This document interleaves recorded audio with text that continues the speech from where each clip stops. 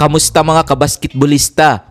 Heto ang game recap result last October 13, 2024. Panalo ang Perpetual Altas kontra sa Litran Knights 71-61.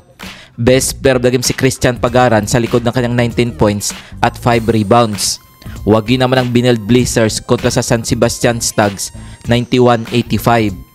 Best player of the game si Ian Torres matapos humakot ng 13 points, 4 rebounds at 3 assists.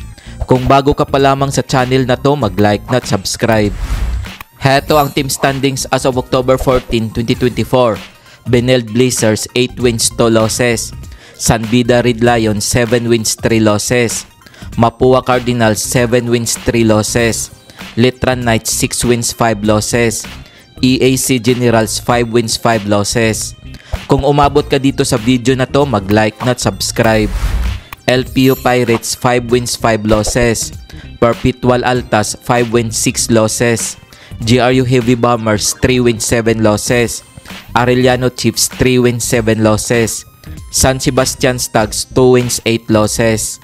Heto ang mga laro ngayong October 15, 2024 nagaganapin sa PhilOL EcoL Center.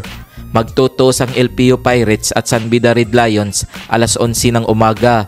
Magharap ang EAC Generals at Mapua Cardinals alas 2:30 ng hapon. Kung nagustuhan mo ang video na to, mag-like na at subscribe.